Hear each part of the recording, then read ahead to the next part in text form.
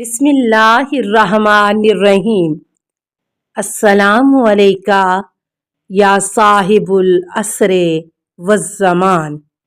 دوست تین طرح کے ہیں۔ نمبر 1 تمہارا اپنا دوست، نمبر 2 تمہارے دوست کا دوست، نمبر 3 تمہارے دشمن کا دشمن۔ تمہارے دشمن بھی 3 قسم کے ہیں۔ نمبر 1 تمہارا دشمن، نمبر 2 تمہارے دوست کا دشمن، نمبر 3 تمہارے دشمن کا دشمن۔ حضرت علی علیہ السلام از نہج البلاغہ حکمت 295۔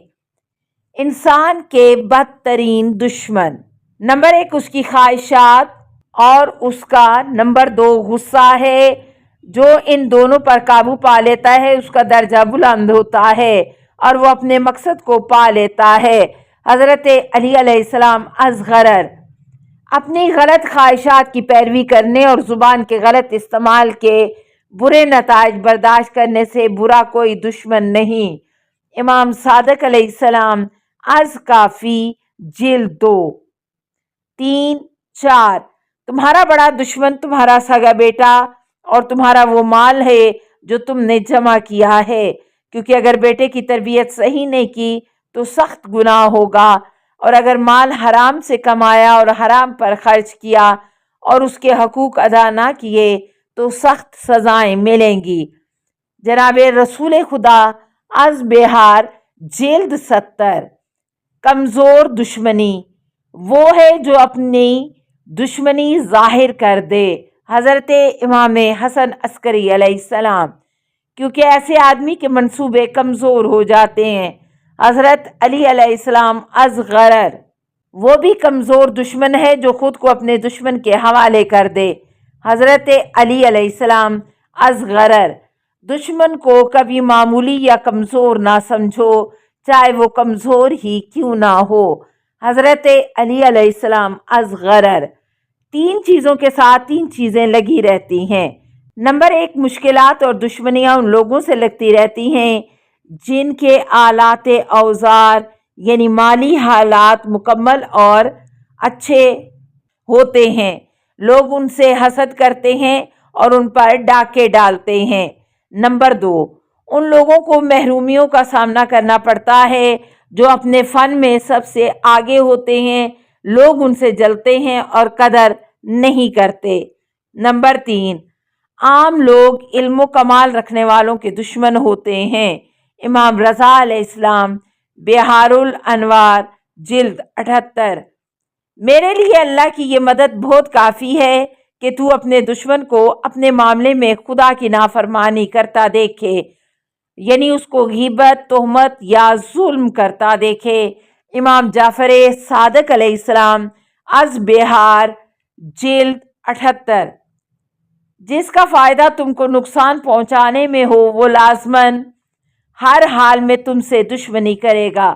حضرت علی علیہ السلام از غرر، جو اپنی ضد پر ڈٹا رہتا ہے اس کے عیب ظاہر ہو جاتے ہیں اور اس کا دل جلتا رہتا ہے۔ حضرت علی علیہ السلام از غرر، خدا کے عذاب کے اترنے کی وجوہات۔ خدا 6 وجوہات کے سبب عذاب دیتا ہے۔ نمبر 1 عربوں جیسوں کو تعصب کرنے کی وجہ سے، نمبر 2 زمینداروں دولت مندوں کو تکبر کی وجہ سے، نمبر 3 حاکموں سرداروں کو ظلم کرنے کی وجہ سے، نمبر 4 علماء فقہا کو حسد کرنے کی وجہ سے، نمبر 5 تاجروں کو خیانت یعنی دوسروں کا ناحق مال کھانے کی وجہ سے، نمبر 6 دیہاتیوں کو جہالت علم دشمنی کی وجہ سے۔ حضرت علی از فروع کافی جلد 8۔ آگ کی سزا آگ کے مالک خدا کے سوا کوئی نہیں دے سکتا۔ جناب رسول خدا صلی اللہ علیہ وسلم از کنز الاعمال حدیث 13379۔ جو دنیا میں لوگوں کو ناحق سزا دیتا ہے خدا قیامت میں اس کو سزا دے گا۔ رسول خدا صلی اللہ علیہ وسلم از کنز الاعمال 13,377۔ جس جگہ کسی مظلوم کو مارا جا رہا ہو وہاں کھڑے نہ رہو، ورنہ اس کو نہ بچانے پر تم پر خدا کی لعنت ہوگی۔ جناب رسول خدا صلی اللہ علیہ وآلہ وسلم۔ غلطیاں معاف کرو۔ دوست جب دوستی توڑے تو تم دوستی جوڑو، جب وہ منہ پھیرے تو تم آگے بڑھ کر اس پر رحم اور مہربانی کرو۔ اگر دوست غلطی کرے تو تم اس کو معاف کر دو، اس طرح جیسے وہ تمہارا آقا و مالک ہے۔ حضرت علی علیہ السلام از نہج البلاغہ مکتوب 31۔ جو تم سے معافی مانگے تو معاف کر دو، اگر دائیں طرف آ کر گالیاں دے اور بائیں طرف آ کر معافی مانگے تو اس کو معاف کر دو۔ امام زین العابدین علیہ السلام از بہار جلد 78 تحفۃ العقول۔ سب سے بڑا عقل مند وہ ہے جو لوگوں کے عذر قبول کر کے ان کو معاف کر دیتا ہے۔ حضرت علی علیہ السلام از غرر۔ جو دوسروں کی غلطیاں معاف کر دیتا ہے خدا اس کی غلطیاں معاف کر دے گا اور اس کا عذر قبول کر لے گا۔ جناب رسول خدا صلی اللہ علیہ وآلہ وسلم از کنز الاعمال حدیث 70,132۔ سب سے بڑا احمق وہ ہے جو اپنے سے کمزور لوگوں پر ظلم کرے اور لوگوں کو معاف نہ کرے۔ امام جعفر صادق علیہ السلام از بہار 78۔ عذر قبول نہ کرنا بہت بڑا گناہ ہے۔ حضرت علی علیہ السلام از غرر۔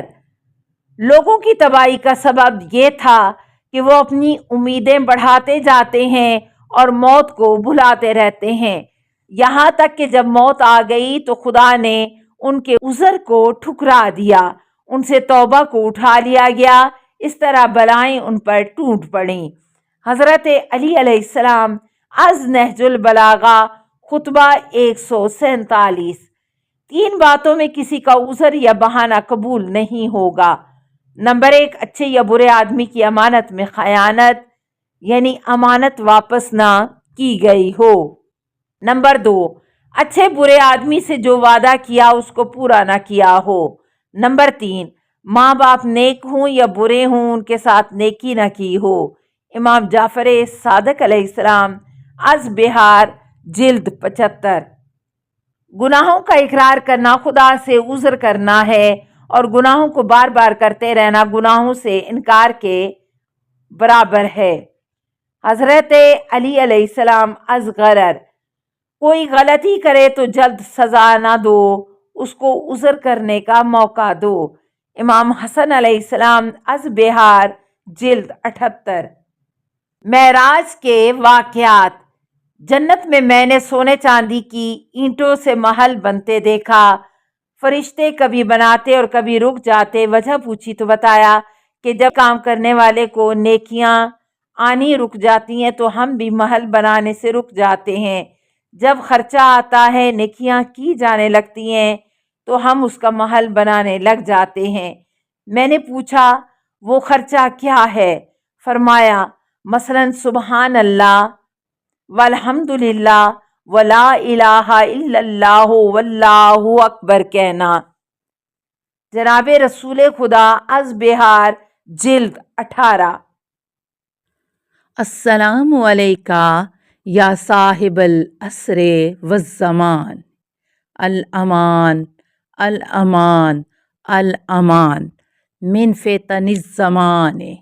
السلام علیکہ یا خلیفۃ الرحمن، السلام علیکہ یا امام الانس والجان، السلام علیکہ یا مظہر الایمان، السلام علیکہ یا شریک القرآن، السلام علیکہ یا قاطع البرہان، السلام علیکہ یا امام زماننا ھذا اجل اللہ فرجک وسہل اللہ مخرجک وظہورک۔